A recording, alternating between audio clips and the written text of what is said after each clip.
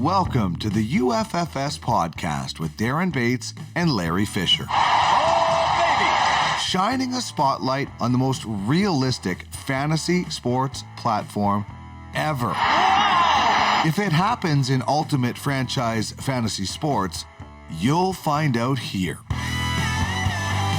UFFS, you own the game.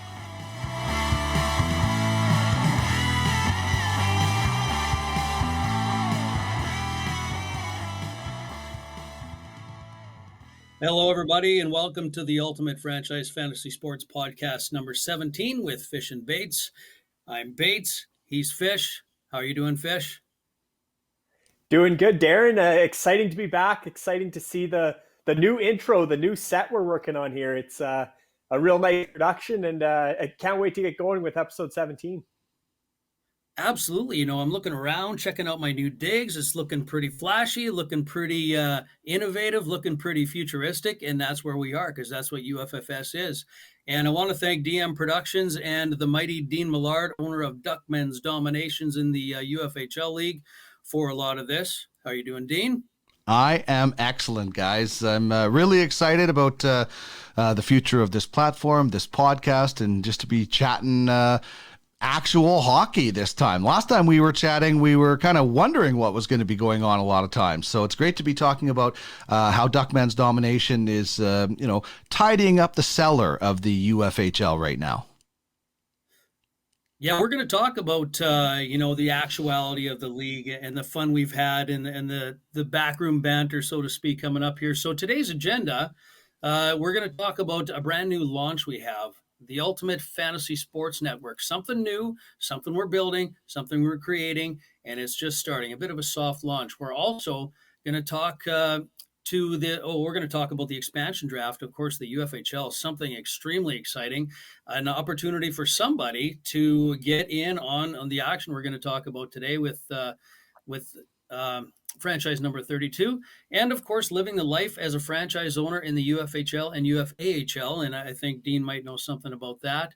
And we're going to wrap things off with the mock expansion draft. So we'll get into the nuts and bolts of all of this right after this.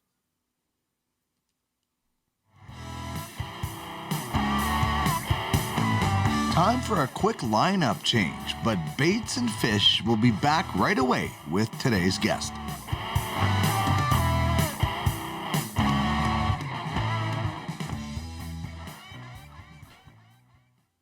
Well, here we are, guys. Exciting launch day on podcast number 17, Ultimate Fantasy Sports Network. Of course, we're looking to be the Ultimate Fantasy Podcast Network, with a fantasy slant and looking for podcasters that are out there. And we're going to have some exciting people come on board. And I think that exciting people is you, Dean. You're going to start things off.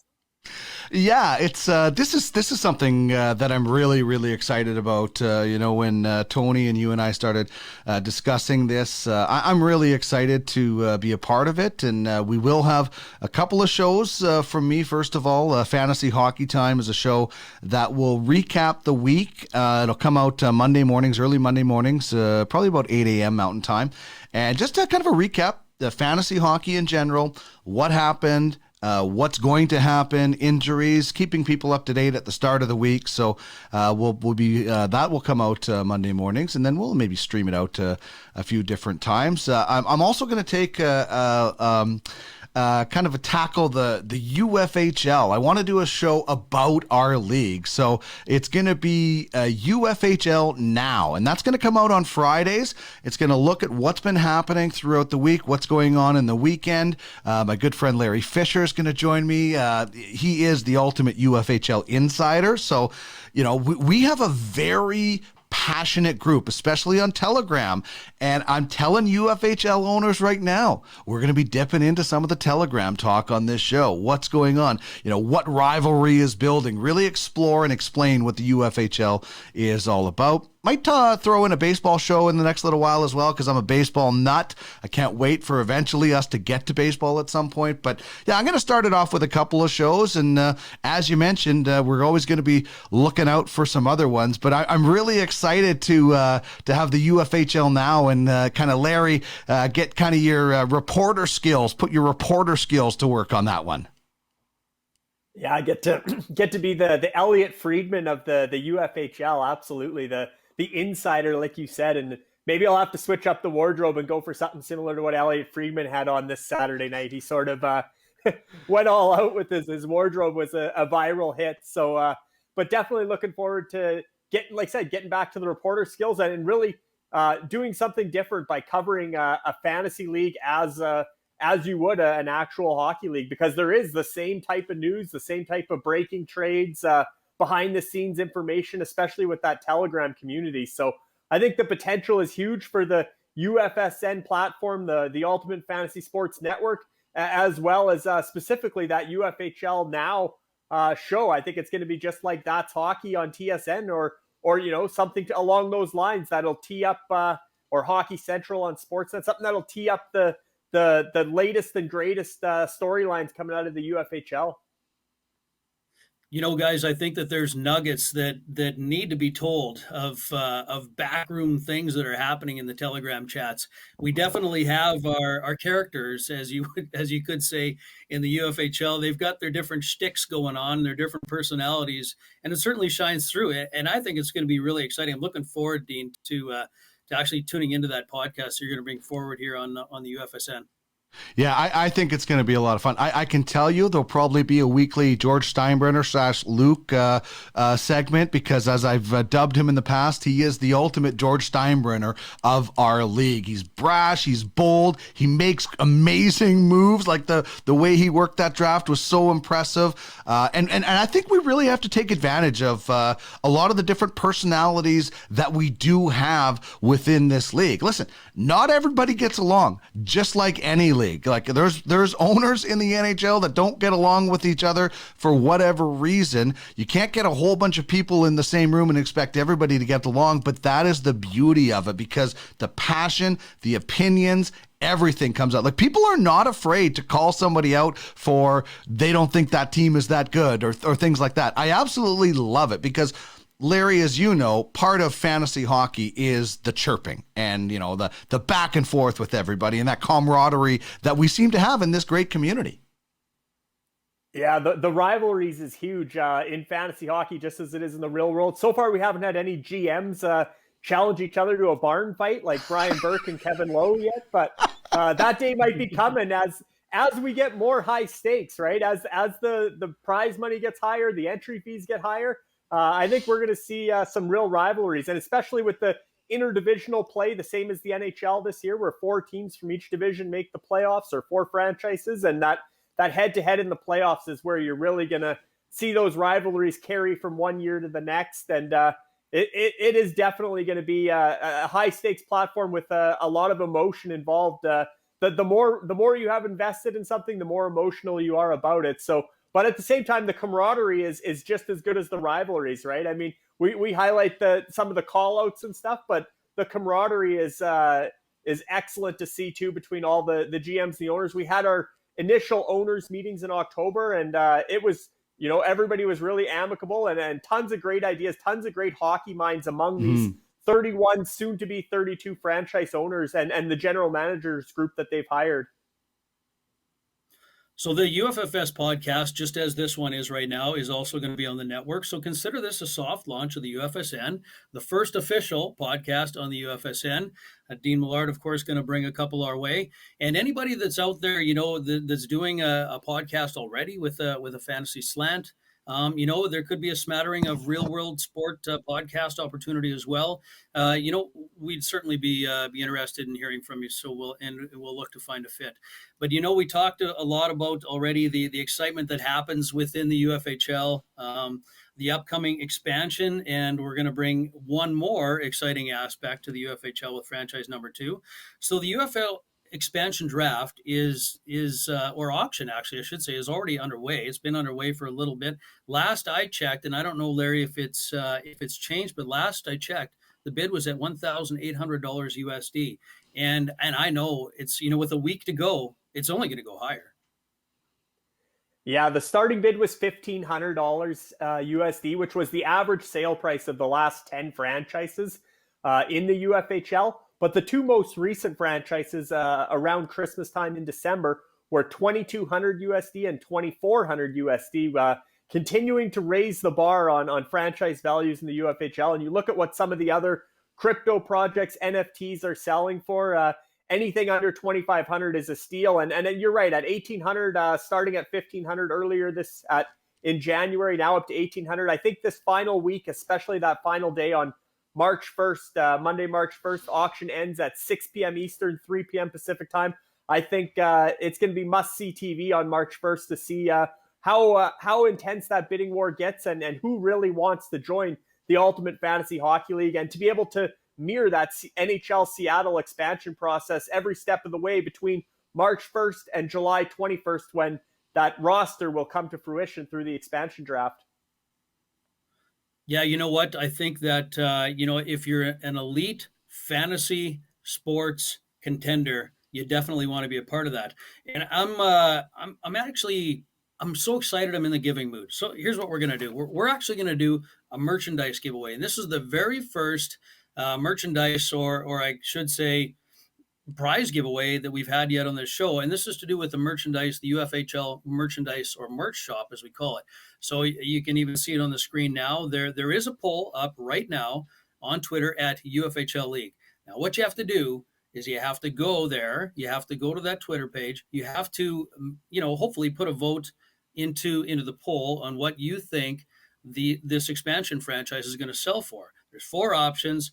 Do the poll. Now, here is the tricky part. Okay, the tricky part is we need you to tell us when the poll closes at the end of the week here what the greatest percentage answer is. So essentially, we're just looking for what was the most popular choice. We don't really want to know what the franchise sold for. We want to know what the most popular choice or greatest percentage of, I guess, respondees to the poll. So that's what we're looking for. Send your answers to in one of 2 ways. You can send them by email to info@uffsports.com, and it's on the screen here, or at Zelandria as well on Telegram.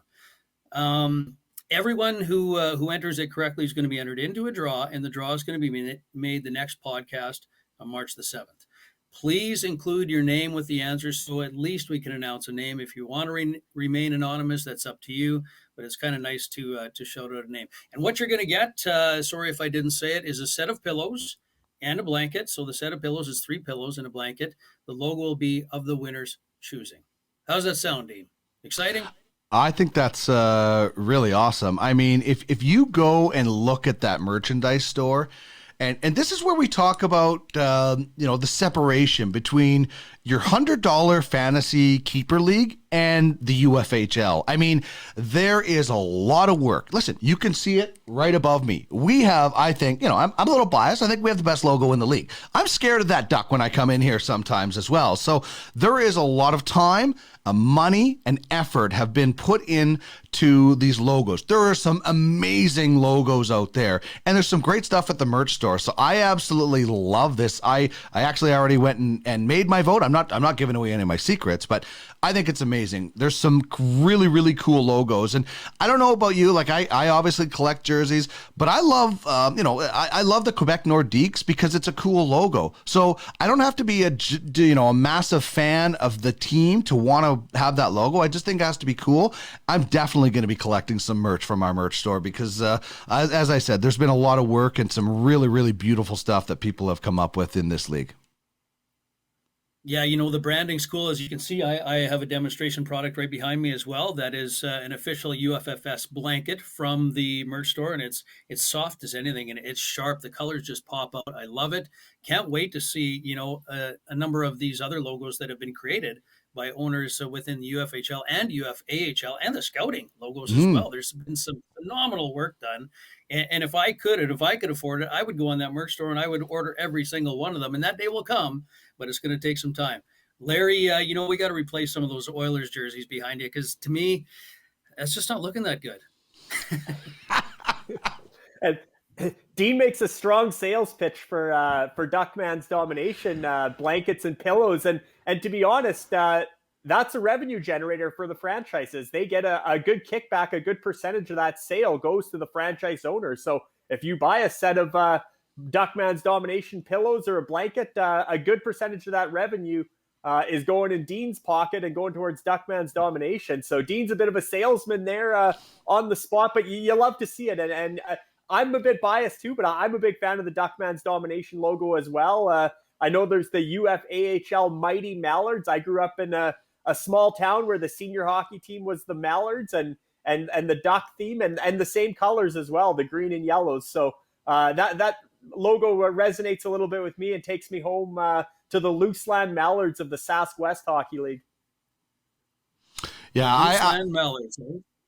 Yeah, I love that name. As I explained last time, when your name is Millard, it gets spelled Mallard a lot. So our house is just filled with duck stuff. It's a little bit obsessive, but I wanted to keep it in the family, in the Duck family, with our AHL team run by George Batchel, who's just been amazing, joining the organization along with Craig Button and my wife Trish, all involved in the family. So we wanted to keep it in the family. We're still working on the logo for the Mighty Mallards. We're actually probably going to go with a little more understated logo, maybe a more realistic looking mallard instead of the one that wants to tear your head off in the UFHL.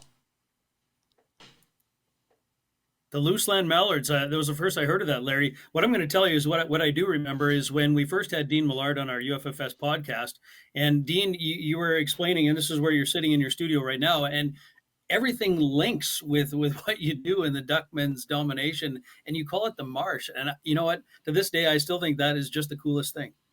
Yeah, it's just obviously a bit of a play on words for us, but it's for the last 5 or 6 years, my studio, my office, pre-podcasting, it was just a research where I did a bunch of my show prep and stuff. And so we go with the Marsh theme. That's also our arena that the Duckman's Domination plays in is the Marsh. So it's fun. And that's the coolest thing. Like, I've been in some fantasy leagues, lots of them before, where you can maybe do your own logo. You have so much creativity and freedom, as long as it matches common decency, to do a lot of this stuff in here. And I've really enjoyed the branding that's been done and the branding kind of premieres that Tony the Haunch has been putting out, because there were some teams that bought in and wanted to rebrand. There was that that time period. So I love it. I love the creativity. I love the freedom. There's just so many things, so many avenues on this platform where you can really get involved. And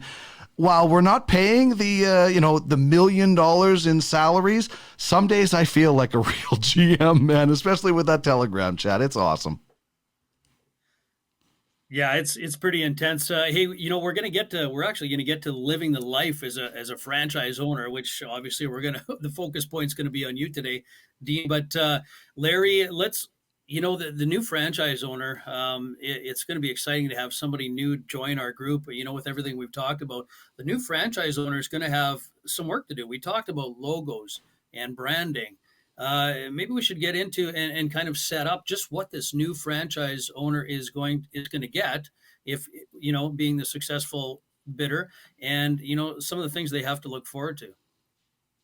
Yeah, and I think Dean hit the nail on the head, is that this is next level fantasy. It's not just your bare bones fantasy league where you manage your roster, you set your daily lineup, and that's sort of it. In the Ultimate Fantasy Hockey League, you're busy doing something at all times. And, I know Duckman's Domination is on Twitter. They tweet out their roster updates, their trades, it functions much like a real hockey league. And so that's why a lot of franchises do have assistant GMs, general managers, scouting staffs. Some do have social media and marketing employees, if you will, or people as part of the team that oversee that sort of social media and marketing. But that's part of it, right? So you're going to start off with hopefully, if you're bidding, you have a franchise name in mind, and you'll be ready to perhaps announce that. Maybe you've already got your logos done in advance, expecting you'll win that auction. But you're going to introduce your brand, your franchise name, your logos. You'll come up with some color schemes, a jersey design, and you'll get your social media, your Twitter accounts up and running, and get some email addresses, all that branding type stuff.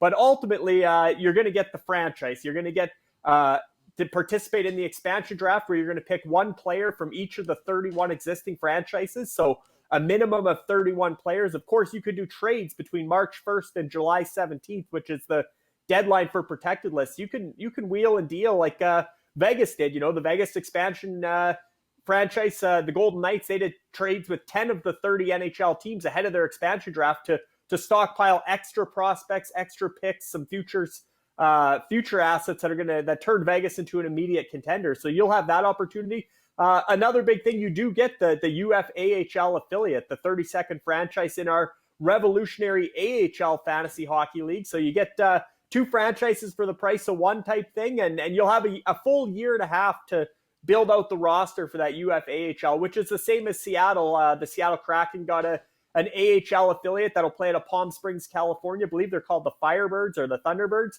And they will have a year and a half as well to accumulate talent. So much the same. And then come the entry auction, which is a big event this summer where you're drafting or bidding on the top prospects in the NHL draft class.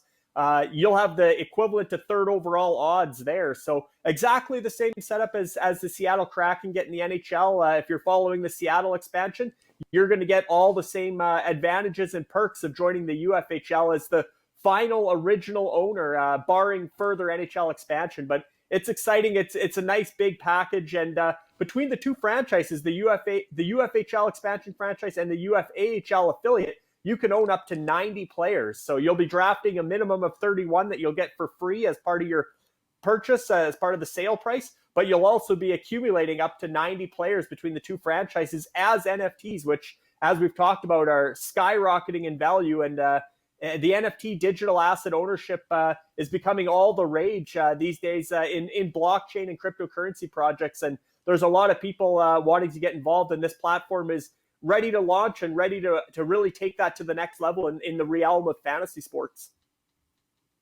Yeah, I think that NFTs, we could probably do a whole separate podcast on that. And this stuff is just completely taken off and certainly makes what we're doing even a lot more exciting.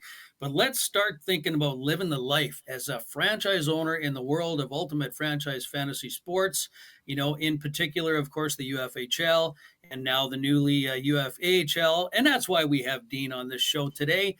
Duckman's domination in the UFHL sits in the OR division, the mighty Mallards in the UFAHL. High-level scouting, man, you got some good power behind you with that affiliate as well, Dean.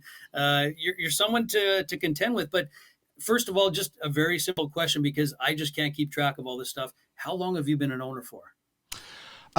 Geez, that's a really good question. Well, I know I joined before the I think it was right around the shutdown, because I won the EA Sports tournament the simulation, which is how I got such a sweet jersey right away. And of course some cash, which allowed me to buy some more players. So I want to say it's been over a year, and not 100%. I know Andrea C reached out to me, and that's when we started talking, and I just thought this was so fascinating. So I think I want to say it's just over a year. It almost seems like forever. So yeah. This thing, even though it's only, the inception, it's only, we just celebrated our first year anniversary. It seems like this has been happening for a decade already in my mind. There's just so much going on. So my second question then to you is, what on your day to day as you wake up in the morning, and obviously you've got, your production and other podcasts and things going on, other day jobs. But when you start to turn your mind to the UFHL, what's your strategy? What do you get up in the morning thinking, this is what I got to think about. This is the day. This is what I should do. What's your day to day or strategy in the UFHL? Yeah, well, I'm a creature of habit and routine. So I get up, I check my email, text, whatever I have, and then jump on Telegram and see what's been going on in our league. My other, I check all my fantasy daily stuff to make sure daily changes. But I get on that Telegram app and just find out what's going on. Like we're there's a lot of really talented teams in this league. We're not one of them. And we know that. Like we fully admit that we went into full rebuild mode after the redraft. And, we did trade away some really good players, but we wanted to scorch the earth, go burn it to the ground, load up with prospects. When you have Craig Button as part of your organization, it makes sense to go into full rebuild mode, in my opinion, because we have one of the brightest minds out there helping us out. And there's a lot of really bright minds in this league. So our team is building for the future. Our scouting staff, which Craig heads up, my wife owns High Level Scouting. It's all it's all working connected with each other. There's some symmetry with it because there's some prospects that we really want to go out and get in the future. We're biding our time. So we're a struggling team. We know that, but I'm always on the lookout. Okay, how do we fast track this rebuild? Okay, maybe there's an opportunity. We can pile up the 6 first-round picks we have in the 2021 draft and come out with a star player, and maybe that accelerates our rebuild. So we're a patient organization, but if the right opportunity comes, we would fast track our rebuild. But at the same time, we're not going to give away our picks unless they're superstars. We have a plan in mind. We knew we were going to struggle this year. We know we're probably going to struggle next year. The fact that both drafts might be combined really works to our favor because we're front loaded in 2021 and we can spend a lot of money in 2022. Our scouting agency has Shane Wright as our top stallion in the stable, if you will. And that is, in our opinion, is what's going to fund our team in the future, because I'm expecting Shane Wright to go first overall and maybe a couple of more zeros on there than what we paid for him. So that's kind of our strategy in a nutshell. We're being patient, but also watching for things. And since I brought on George Batchel as assistant GM and he's the GM of the Mighty Mallards, it's so amazing. I lean on Craig so much. It's nice. And, Craig is ultra focused on 21 and 22. George has a good pulse on what's going on with the younger players below that, which I can't get to. So I've been so re-energized since bringing George on and Craig's involvement. And, my wife keeps us all in line. So it's just amazing. And that's where we are with Duckman's domination. There might be some people that aren't happy. I wouldn't call it tanking, but then again, we don't have any fans to appease. So I say in fantasy hockey, as long as you're not cheating, you should be able to run your lineup the way you want. No fans yet. Yeah. Keyword, no fans yet. Okay. That's right. Larry, I think if I look at the backroom dealings and the stuff on Telegram, it's got to be nasty. And I know Larry is an overviewer of everything that happens in UFHL. And I got to think that there's got to be some stuff going on between Duckman's domination and the scouting and general managers involved with Dean's organization. What do you think, Larry? Is that like kind of like real world in your opinion? Well, I think where Duckman's domination is going to enter the spotlight, much like the Red Army and Luc Grenier did at the 2020 entry auction, and Red Army cleaned up there with 6 first-round picks. You got to be looking at Duckman's domination as the strong arm heading into the next entry auction. And then you don't have to look far. You just look at High Level and see some of the 2021 talent that High Level Scouting Agency already owns through the futures auction. You're looking at the top goaltender in 2021, Jesper Wallstad. He'd sure look good between the pipes for Duckman's. And again, the fact that prospect is sort of already in the stable in-house.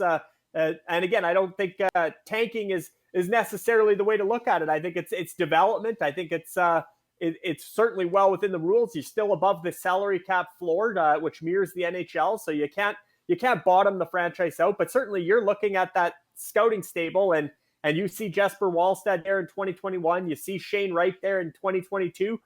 There's no reason for Duckman's domination to try to compete in 2020 when you got an inside track on some of the top prospects in hockey that you've invested in through your scouting agency, through Craig Button for the future. And I think staying the course and having those two as franchise players, or as you mentioned, to be in the bidding war for those two players. If you bow out of that bidding war, you're getting High Level Scouting is bringing home that bag of revenue to turn around and start targeting some current win now superstars and really launch the the rebuild or flip that win now switch. That's going to happen whether it's in 2022 or start of 2023. But when that happens, I think Duckman's domination will be on a speedy incline up the standings in the UFHL. And again, much like the NHL, if you can build around those cheap star entry-level contracts, those ELCs, that for players that are coming in at $1 million or less, but are contributing similar to the $10 million player, that cap savings, that money in the bank is what really building out the depth through building through the draft and develop, much like the real world. And I think that's the approach Duckman's domination is taking. Thanks to Craig Button, thanks to again bringing on George Batchel as another consultant. You've had Jamie Thomas, the play-by-play voice of the Winnipeg Jets, as a consultant as well. So just the team assembled there with Duckman's domination. If people are laughing at where Duckman's is in the standings this year, they won't be laughing for long, because I think those fans are coming. It's only a matter of time. And when the fans show up for the Ultimate Fantasy Hockey League, Duckman's is going to be a team on the rise, much like we're seeing Red Army in the present. Yeah, that's our goal. I mean, that's where, there's varying opinions. On that Telegram chat, people are not shy about sharing their opinions. There's a lot of franchises that don't value those high picks and think that they'll be able to get them later at a discount price. Well, I can tell you honestly, if I use all 6 of my picks, I'm not selling those guys at a discount later. They're going to be in my lineup under cheap ELCs, as you mentioned. And if there's any franchise out there that doesn't have an affiliate with a scouting staff within their organization, I can't believe how much you're missing out, because you brought it up. I can have 2 choices when Shane Wright is hopefully drafted first overall. If I have a pick high enough, and I probably will, I can bid for that franchise and I'm paying the scouting staff, which is an affiliate of mine, or I can walk away and make a whole lot of money. I mean, if you're an owner in this league and you do not have a scouting staff, let me make this clear. You are doing a major disservice to your franchise and the future of the potential winnings for you, because it just makes so much more sense to be, getting your own prospects basically, or whatever the partnership that you work out with that scouting agency. Yeah, absolutely. Yeah, I think love your passion. And again, I can hear it in your voice, man. And there are certain franchises, Duckman's being one of them. You can go through a handful of franchises, Rock Republic certainly being one with the Easton Scouting Solutions, but there's a number of franchises in the UFHL that were proactive on developing their scouting agencies, going through the futures auction, loading up on top prospects for the next few draft classes, because that's one of the cool things with the Ultimate Fantasy Hockey League and with the scouting platform is most fantasy leagues, your keeper leagues, your dynasty leagues, they do have a 1-year rookie draft where everybody drafts the rookies or that year's NHL draft class, the top picks or previously drafted guys.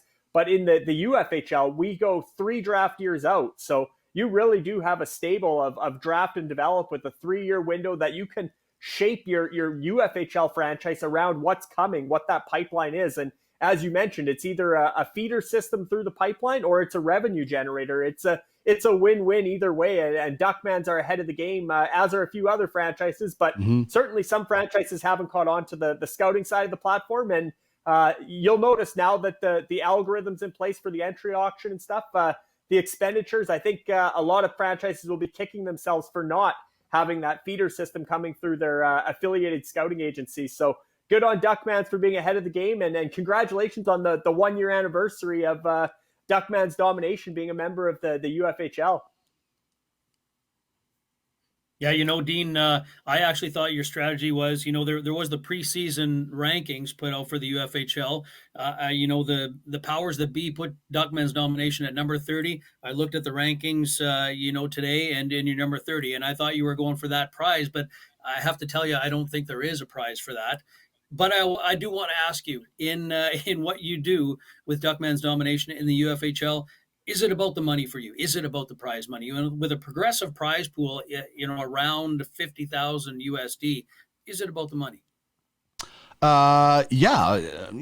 I love playing fantasy sports. I would probably play them for free. But this is about winning prize money, and it's really interesting to see there's a few different schools of thought of why people are involved in this. There's the blockchain people, the crypto people that are like looking at this as an investment, and then there's the fantasy people. And I came on board as a fantasy person, and it's kind of like I get to play with my investment is what it is, or my toy is appreciating money sort of thing. But I am definitely here for the gameplay. If it turns into a great investment for me, I'll be really, really excited about that. But I love the realism, and I want to win. Don't get me wrong. This is a great year to be winning because our prize pool is high, but I'm anticipating this to be, it's really high. $50,000 is amazing for a fantasy league, but I'm banking on that prize being even better and higher and more, where I will be Scrooge McDuck swimming in a pool of gold coins with the Duckman's Domination jersey on in a few years when we're ready to contend. So it's short-term pain for long-term gain is how we're looking at it. And I honestly can say I think I have the best scouts in the UFHL. I'm sorry if I sound like a braggart, but I got a former GM and a Stanley Cup champion working for me and working with me, I should say. I think that we can continue to stock those players as we go. So I think this is a great strategy. No offense to the guys that want to win right out of the gate. That's more power to them. If I had a better team, I might be in that situation right now. But I knew I didn't have a good enough roster to go for it. And as I talked to you in the last time I was on this show, I have a really good relationship with Kelly McCrimmon, and he once told me middle is death. So you're either going for it or you rebuild.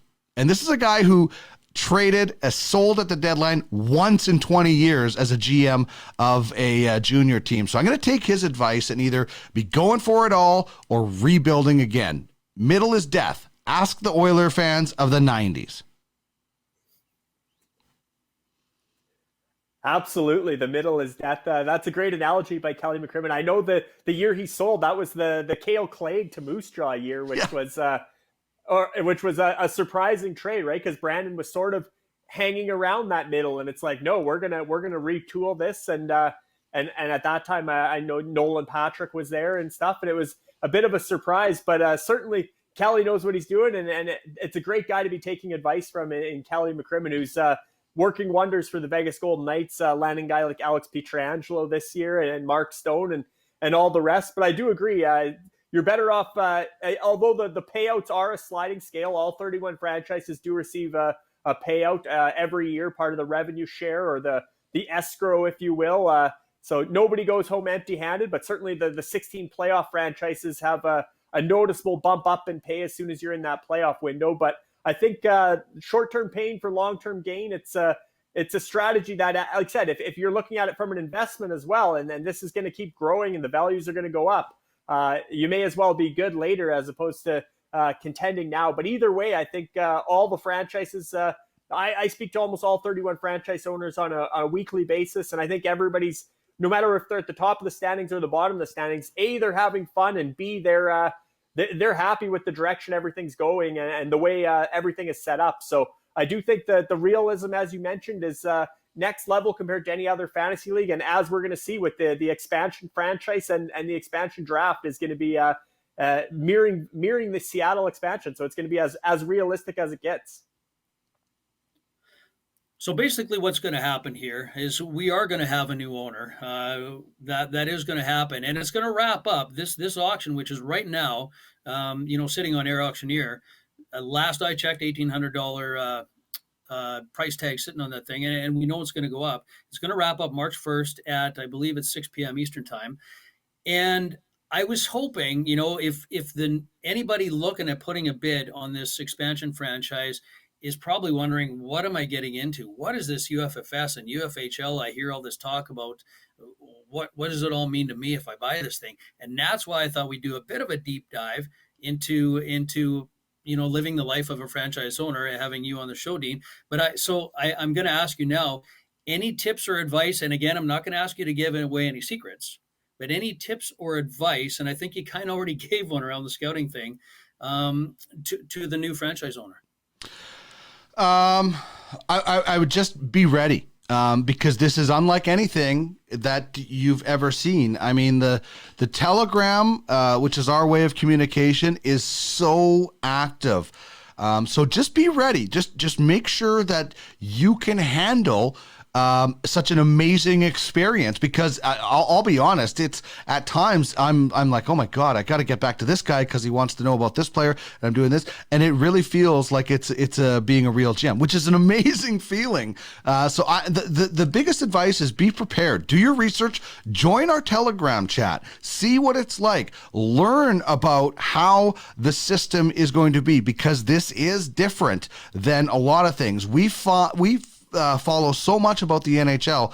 It is so close. So I would just say, I would honestly say, do your research.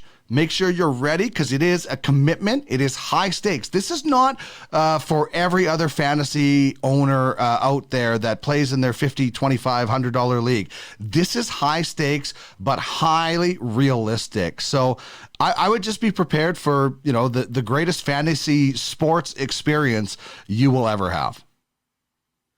I think you make some great points, Dean. We did have, when we initially started this thing, we had kind of some hobbyist owners come in and buy franchises, loved the concept, loved it, but they absolutely got lost. They just couldn't keep up. It was too much for them to handle.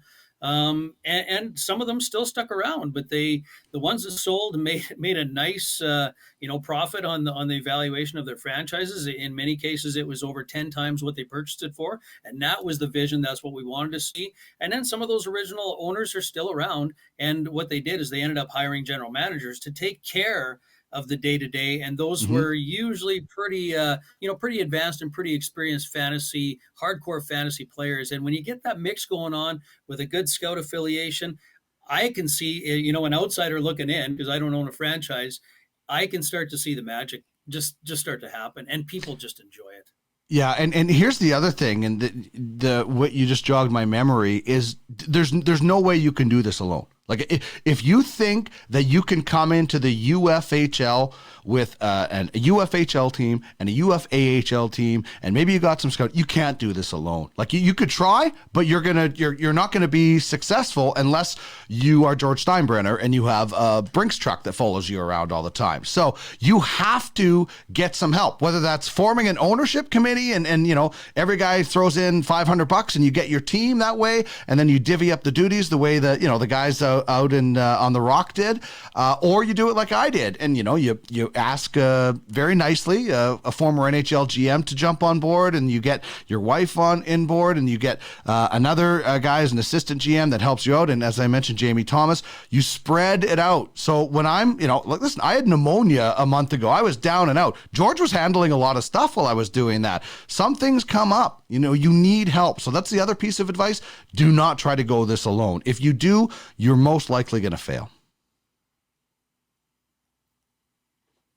Yeah, I think you hit the nail on the head there, Dean. I think you got both points. The two biggest pieces of advice I would give, you nailed the first one earlier on with you got to get a scouting agency, especially if you're an expansion franchise. I mean, you're literally building from the ground up. Yeah, you're going to be making some trades and picking some win now type players, but ultimately you're likely building for the future. So you absolutely, having March 1st to July 21st, that 3+ month window to really get your scouting agency. So find a friend, find a partner, like you said, form an ownership group, have a number of people contributing to the cause, and have one of those co-owners, or I guess not a co-owner, but have somebody that's part of your group fund and manage the scouting agency. And that's where you're really going to build for your UFAHL franchise, which will start playing 2022-23. So like I said, you got not next season, but the season after for the UFAHL. And I think what we're going to see as soon as the platform launches in March is we're going to see a huge uptick in the amount of scout-to-scout transactions. We haven't seen a lot of scouts trading prospects back and forth with other scouts. In the UFHL, you have to have a hockey asset involved in every trade. In the scouting side of the platform, because there's no gameplay, there's no standings, there's no prize money for scouts, you can actually go in and buy and sell prospects. So you're coming in with this expansion franchise, you get your scouting agency up and running, and you just start, get somebody like a Craig Button on board if you can, or whoever your favorite real world scout is. Try and recruit them for advice as a consultant, if nothing else, and get them sort of picking off some good prospects for the future that are going to eventually play for your UFAHL franchise on their way to the NHL, which is the UFHL on our platform. So the scouting agency is big, and the big thing is don't try to go it alone. It is overwhelming as to try and one-man it. And even George Steinbrenner, Luc Grenier has an assistant GM now with Adam Stevens is back in the fold, who is one of our more active GMs with the Outlaws, took a step back for some personal time, some personal issues, and returned to the fold as an assistant GM for Red Army, and will likely oversee the Green Army in the UFAHL. So certainly even the quote unquote wealthiest or biggest high budget franchises are still bringing on assistant GMs, scouting staffs.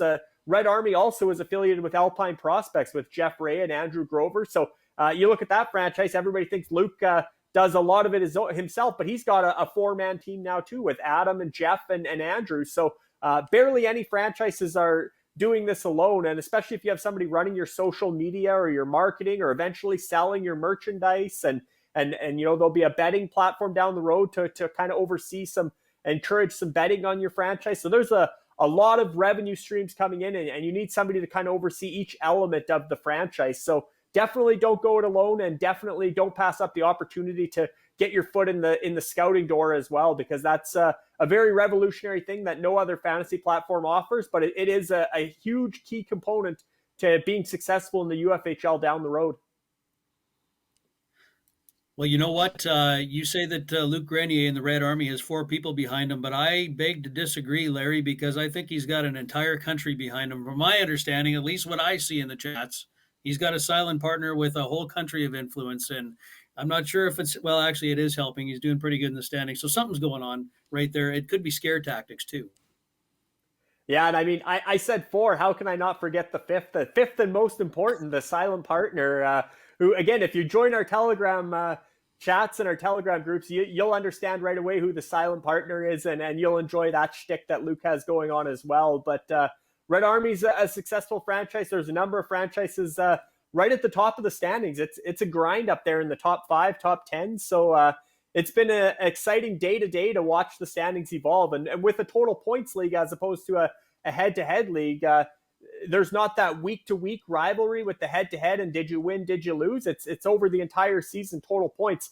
But when you look at how it's playing out and how close it is, it's almost a better rivalry, and it takes out the luck factor, right? When you go to a total points league, the only luck is bad luck, and that's injuries. But aside from injuries, the players you ice every night, and aside from forgetting to do your lineups and losing points that way, or making an error and having to forfeit points, but generally speaking, total points, they don't lie. The top teams will rise to the top of the standings at the end of the season, and it's a great format that takes out a lot of the luck factor. So you love to see that, and just as an expansion franchise, there's so many different ways you can go about it, whether you want to, and we've seen it with Vegas, and we're going to see it with Seattle, and Seattle's approach might be entirely different than Vegas's, because Vegas, they work those 10 side deals. They got 10. 1 out of every 3 NHL teams made a trade with Vegas. They got guys like Riley Smith and Jonathan Marsh, so Florida could protect Mark Pysyk. They got, Alex Tuck so that Minnesota could protect both Dumba and Brodin. They got Shea Theodore so that at the time Anaheim could protect Hampus Lindholm, and Brandon Montour was still in Anaheim. So you look at how Vegas, how that roster came to be. And again, from March 1 until July 17th, if you think that's a long time to do nothing, like Dean said, be prepared, because you can be busy every single day, and you're not going to announce those trades. There'll be no trades involving the expansion franchise announced until the expansion draft on July 21st to build the suspense and build the hype. And any trade you make will be part of compiling your roster on July 21st. But there'll certainly be lots of behind the scenes negotiations and wheeling and dealing to put those pieces in place and ice the best franchise possible coming out of July 1st, and certainly heading into next season, because you will be drafting extra players. You're drafting 31. You only ice 23, or you dress 23. So those extra 8 players, you're going to be able to flip those between July 21st and October, the start of the next season. So there's so much strategy involved going into the expansion draft, which again is why we put out the mock expansion draft to really show the player pool, the potential players that'll be available, what the roster could look like, the results of the expansion draft, but really more so than anything, just to show how it could look on July 21st and how you could, maneuver it to look come October 13th or whenever the 21-22 NHL season starts, which is when the Seattle Kraken and the yet to be named, obviously, UFHL expansion franchise will hit the ice and debut for the first time. So, Larry, you brought up the mock draft, and you put a fantastic amount of work in that, and that of course is available on the UFFS website, and we're going to get into that in just a minute. But I do want to remind everybody that we do have, and Dean, you brought this up, and good point. We do have a wide open UFF chat on Telegram that anyone can join. And I would say that if someone is seriously looking at putting a bid in on this expansion franchise, which currently is at $1,800 USD, and that is a steal right now, folks, I would suggest that you ask for a link, and again, you can just send an email to info@uffsports.com, and we'll send you a link to that chat. Come in there, ask some questions. You can just lurk and read and listen, and you'll basically see what you're going to get into. I just want to again remind everybody that we are in the giving mood here today on this podcast. We do have a merchandise giveaway, so a set of 3 pillows and a blanket, logo of your choice from the UFHL shop. And all you have to do is go and check out our poll that's happening right now at UFHL League on Twitter. And basically what we're looking for is the most popular option that is chosen when the poll closes. Send that answer to info@uffsports.com or at Zelandria on Telegram. And thanks, Dean, for bringing up that point on the open UFFS chat. It's a lot of fun, and it's a great place to ask questions. So mock draft. Larry, you put a fantastic job into that. Saw it on the website, read through it. It's far beyond my knowledge. You and Dean are the pros on this. So what I'm going to do is I'm going to kind of throw it to you guys here. I'm going to put this between what I say 2 heavyweights that know their stuff, and that's you guys. So you're both well schooled in the real world hockey world, and of course in the Ultimate Fantasy Hockey League. So I'd like to see what you guys think in differing opinions, or maybe you agree in what you proposed in this mock draft. Yeah, I think the UFHL mock draft was a lot of fun to compile. Like I said, it took a long time using the tools that Cap Friendly provides to see who needs to be exposed, protected, who's exempt, get those 3 lists done for every player in the UFHL, which is every player in the NHL, because the UFHL has currently 31 franchises with 23 players per franchise. So you do the math, that's the exact same total as the NHL teams. So every player is essentially owned in the UFHL. So going through and figuring out who had to be protected, who had to be exposed, or who was exempt, I think was the first challenge. And then came the even tougher part of looking at those exposed lists and trying to pick out which player would be the best fit for the expansion franchise. And obviously they'll have their own opinions, and a lot will change between now and July 21st. But it was a really cool experience. I had done a lot of mock expansion drafts covering the Vegas Golden Knights expansion, as well as starting on the Seattle Kraken expansion. So a process I'm very familiar with. Something I enjoy doing is the mock draft. So it was a lot of fun for me, and it was cool to see the results at the end of the day and see that roster take shape. And again, you had to draft a minimum of 14 forwards, 9 defensemen, and 3 goaltenders, and then you had 5 flex positions. So if you wanted, you could take 5 goaltenders at the end, or 5 defensemen, but you had to take 1 player from each of the 31 franchises, same as what Seattle will do in the NHL. And so it was just really cool to kind of go through each franchise and debate who you wanted on that expansion roster, and to really see the finished product. And again, you had to be close to cap compliant with the ceiling and the floor, and keep that in mind, because by the start of next season, you have to be under that $81.5 million ceiling and above the $60.2 million floor, which Seattle will as well. So a lot of work went into it, and a lot of number crunching and fact checking, but it was a cool experience. And I can't wait to hear what Dean thought of the selections for Duckman's domination, how Duckman's 3 lists came together with protected, exposed, and exempt, and then also the selection, who Duckman's had to salvage to the expansion franchise. Yeah, well, first and foremost, I need to apologize to the expansion franchise for the players exposed by Duckman's domination. Although, the player that you did choose it's interesting. He's actually for a long time he wasn't even getting in the lineup, and there was some, I don't know if it was some injuries and stuff, but it's Scott Harrington. He's starting to play a lot better. I'm starting to actually get a lot of calls about Scott Harrington, as well as Justin Schultz, who you have protecting, and I would as well. So it's really interesting. But the players that I have available, the only other guy I would possibly maybe look at, I thought was maybe. I'm always waiting for Brandon Peary to be able to arrive in the NHL, and I thought it might have happened with Vegas or something like that. But I think you're pretty spot on. I mean, between like Louis Eriksson, Travis Zajac, Nate Thompson, some of these players, they're not that good players. They're on my roster, and we're not very good. But I do what I do get excited about, Larry, is when I look at some of the list that you put together. It's very close to what I've done on my own mocks as far as the guys I'm protecting, and I really like these players. I get excited about some of these young players. Like I'm really excited about Nolan Patrick, that he's back playing. Dante Fabro, those are two guys that we're going to be building around. I've been waiting for Antti Raanta to become a number one goaltender for a long time.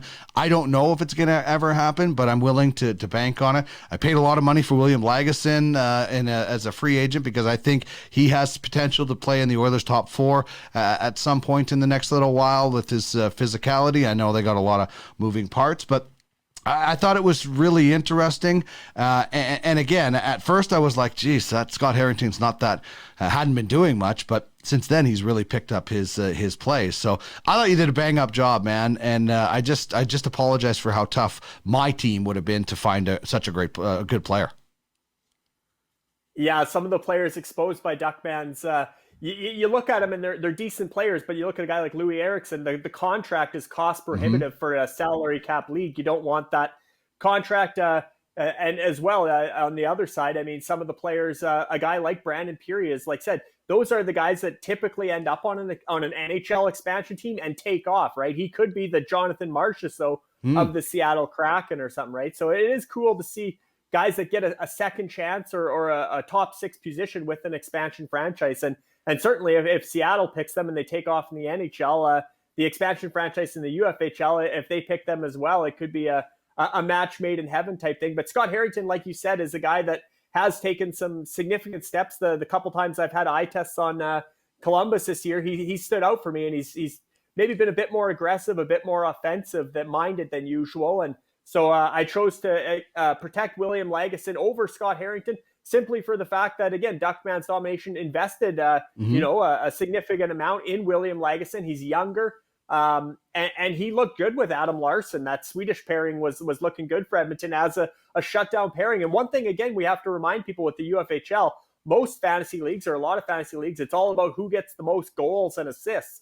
But in the UFHL, a shutdown defenseman absolutely has some value for hits, takeaways, eventually potentially block shots in there, but every player has close to real world values. So certainly your shutdown defenseman like William Lagesson isn't somebody you want to necessarily expose. Scott Harrington ended up being the pick from Duckman's Domination. And as you mentioned, I know I've seen him on the trade block, and I know the phone lines are burning up at the Marsh there for a lot of teams are interested in a depth defender, a guy who can come in and certainly contribute a few fantasy points per game.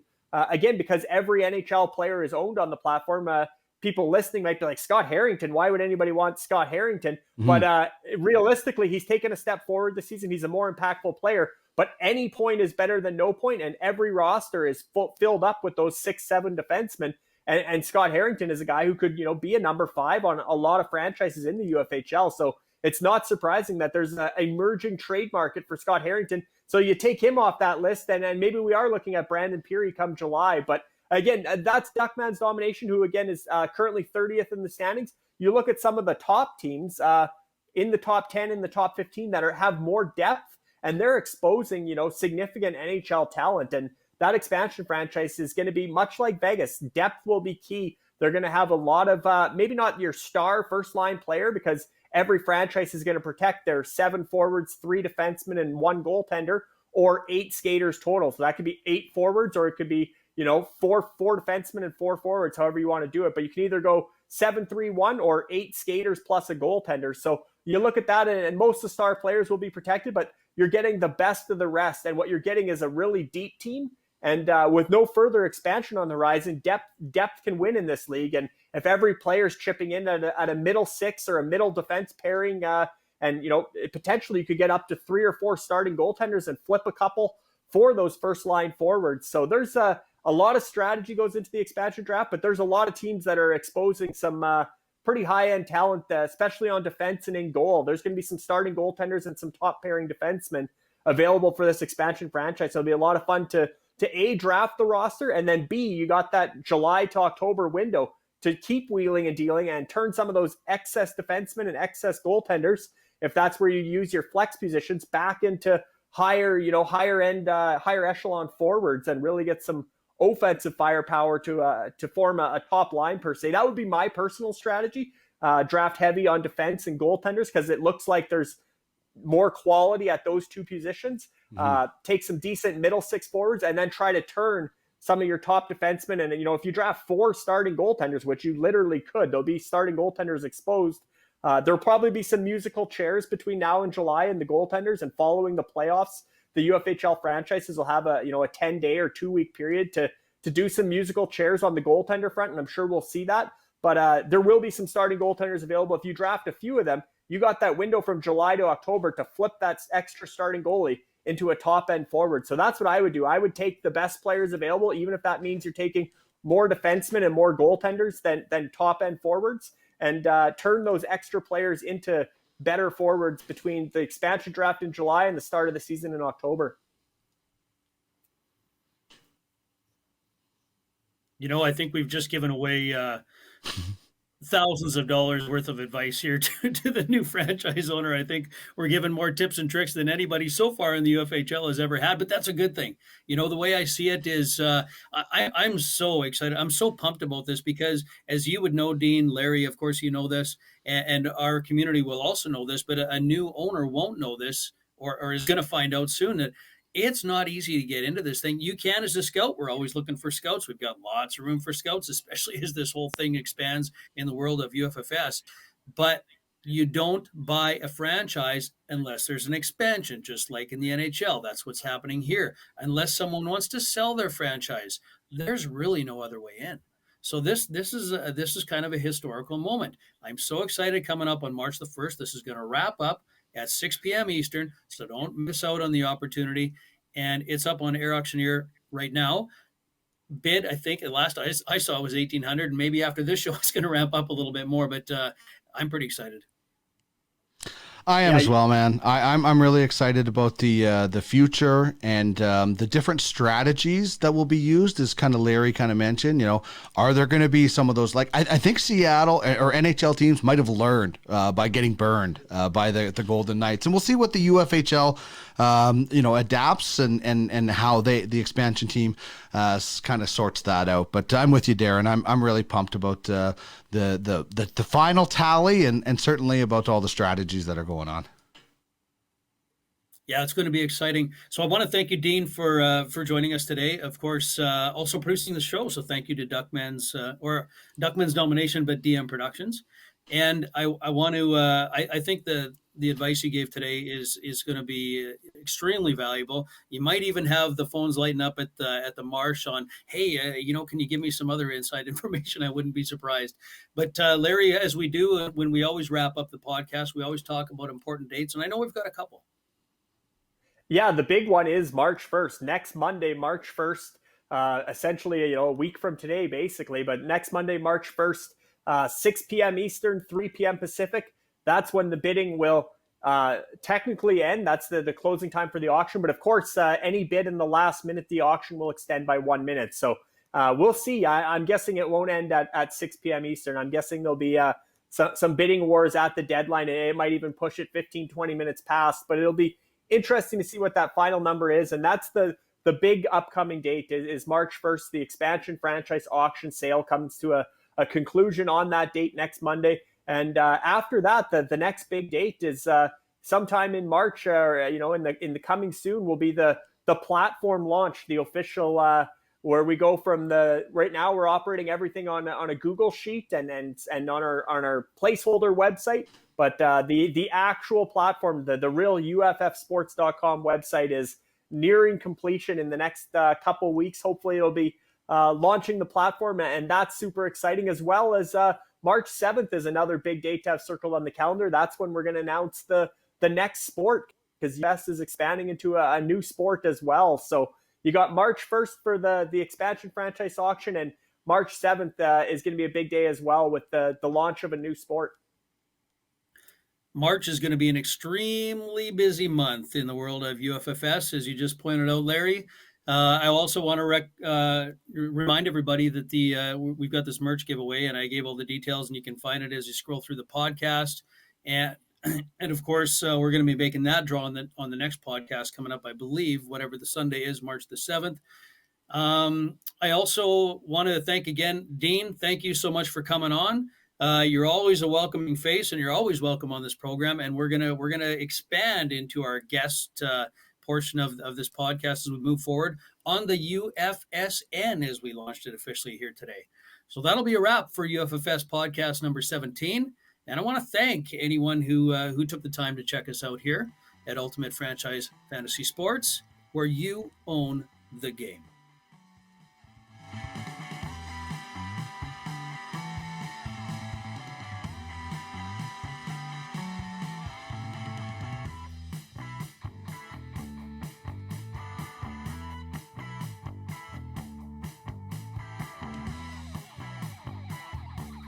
This has been the UFFS podcast with Darren Bates and Larry Fisher. Get in the game where you own the game at www.uffsports.com.